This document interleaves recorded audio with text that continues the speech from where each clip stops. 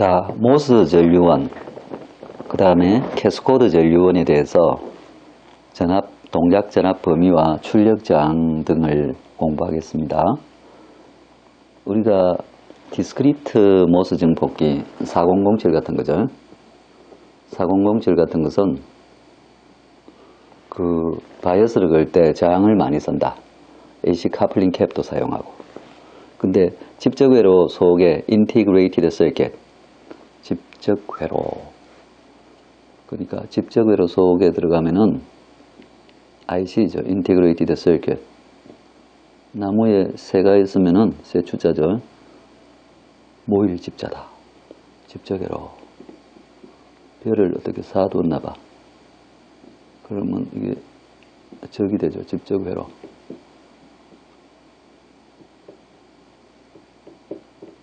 그 집적회로에서는 이 저항이라든지 캐패시터들이 면적을 많이 차지해서 이게 가격이 비싸지죠. 칩 가격이. 그래서 RC를 사용 안 하고 주로 전류원을 사용해서 바이어스를 간다. 그래서 이와 같이 우리가 간단한 이게 모스 다이오드에다가 저항을 하나 달면 이 DC 전압이니까 요 게이트 소스 전압이 DC 전압으로 결정이 되죠. 이걸 다른 데 쭉 연결해 놓으면은 요 V1들이 각 V1이 VD 셋보다 크기만 하면은 즉 각 모든 트랜지스터가 세츄레이션에서 동작하기만 하면은 요 전류, 각 전류가 이 레퍼런스 전류하고 같죠. 요 WO벨이 같으면. 그러니까 요 게이트 전압을 누가 정해주냐 하면은 여기서 정해주죠. 그래서 DC 게이트 전압, 게이트 소스 전압이 이렇게 붙어 있으니까 세츄레이션에서 동작하기만 하면은 같은 전류를 흘린다. 그러니까 요게 이제 전류원이죠, 각각이. 그래서 바이어스 전류를 결정한다. 그 WO벨을 달리하면 전류를 달리할 수가 있죠. 이 전류들이 WO벨에 비례해서 지금 되죠. I랩에다가. 그래서 이제 제일 아까 그 I랩을 우리가 이 출력 V1이나 이런 값에 관계없이 DC로 정해지니까 그 저항을 그냥 그걸 I랩이라 그랬다. 그러니까 그건 DC로 정해지는 거 우리가 지난번에 봤죠. 여기서 요건 어떻게 정해지냐면은 얼른 계산할 수가 있었죠. 그래서 그게 I랩이라 했을 때 지금 여기서 1대1이었다. WO벨이. 그러면 게이트 소스 전압이 요 왼쪽 브랜치에서 정해지니까 요 I1 전압은 게이트 소스 전압이 일정한 커브를 쫓아가죠. I1하고 V1을 그려보면은 콘스턴트 VGS 커브를 이렇게 쫓아간다. 그래서 얘가 트라이오드는 좋은 카런 소스가 아니고 카런 소스로 못 쓰고 요 세츄레이션 영역, 그래서 카런 소스로 사용하죠. 그래서 요 기울기는 1/R호다. R호는 세츄레이션 영역에서 람다 ID가 되겠죠. ID는 I랩을 쓰면 돼요.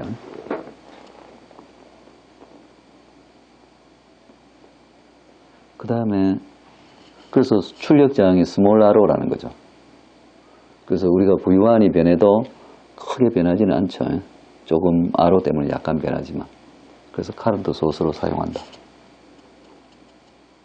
그래서 카런트 소스는 전류원으로 사용하는데 전류 거울이라 하기도 하고 얘가 복사를 해준다고.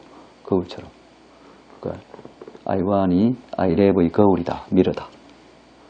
그 다음에 액티브 로드로도 쓸 수 있어요. 전류원이지만 이걸 부하로도 쓸 수가 있다. 부하. 우리가 이 저항 부하를 대신에 이 카런 소스를 그 부하로 쓸 수가 있어요.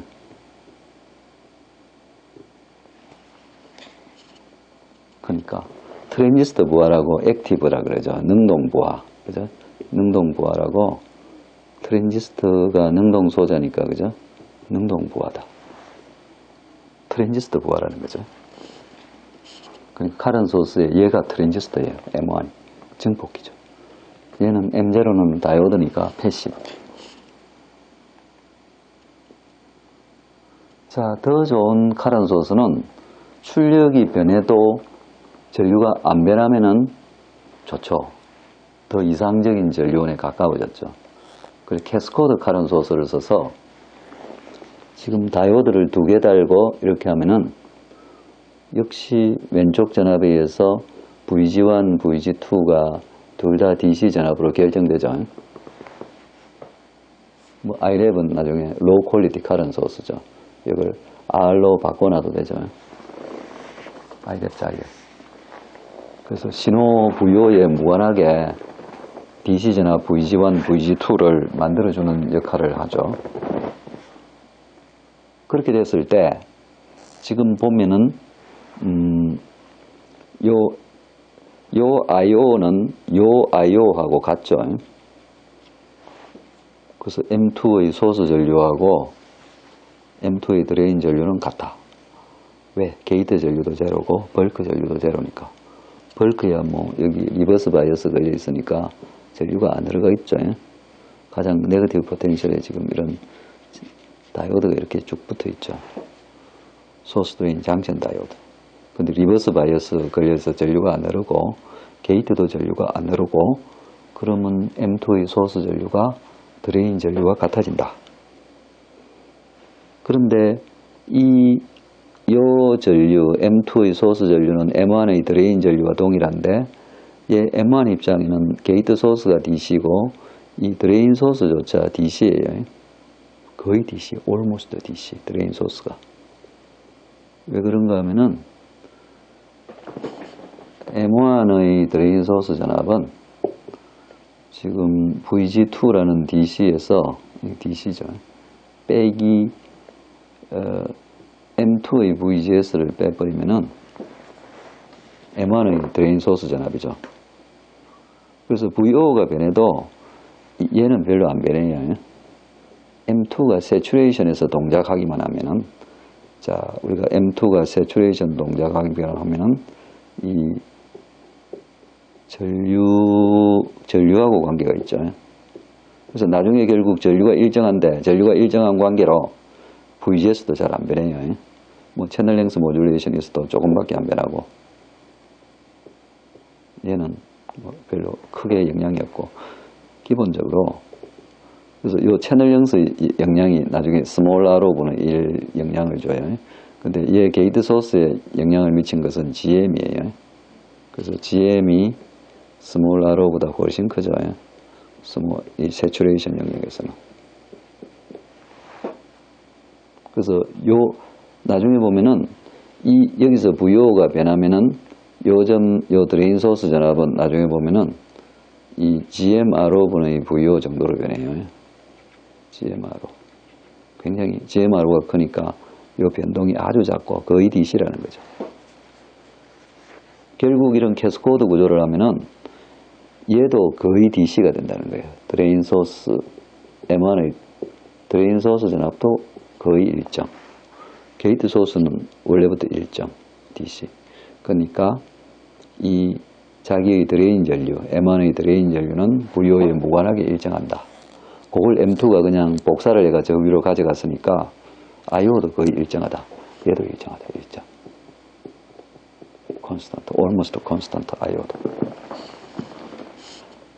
그러니까 아이디얼 카런 소스가 된다는 거죠. 그래서 이걸 나중에 그 그림을 그려보면은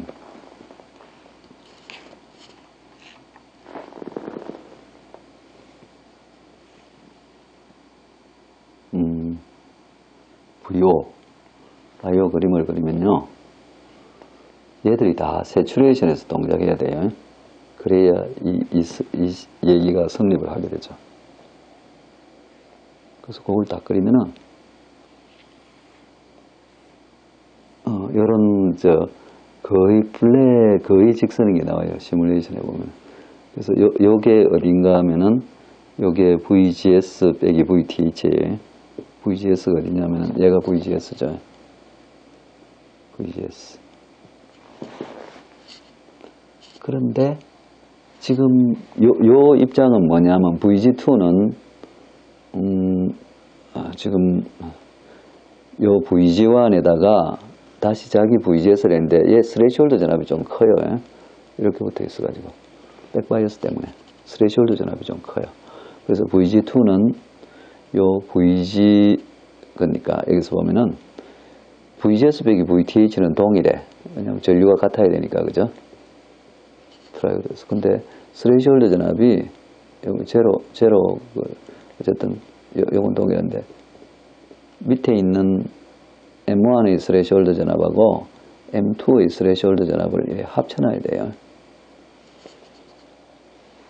그래서 요게 VGS 빼기 VTH인데 그러니까 VG2가 얼마냐 하면은 VG2는 2배의 VGS 빼기 VTH 요건 그냥 VD셋이라 생각하면 되고 1번의 스레시홀드 전압하고 2번의 스레시홀드 전압이 합쳐진 게 VG2다. 얘가 VG2거든요. 그러면 얘 VO가 드레인 전압이니까 게이트 전압보다 자기 스레시홀드 전압 VTH2보다 더 내려갈 수 있어요. 그래서 요 리밋이 이 VD셋 이걸 VD셋이라 해도 되는데 이 VD셋 플러스 VTH1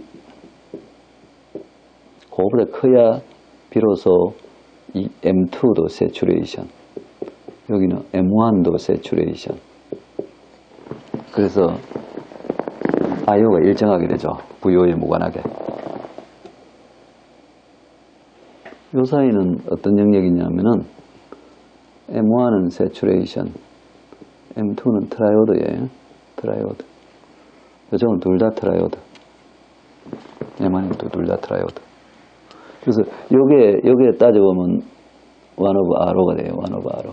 근데 여기 출력장은 굉장히 커져요. 1 오브 라지 R호인데 나중에 보면은 굉장히 커져요. GMRO 제곱이 되죠. GMRO 제곱 2R호 이런 식이에요.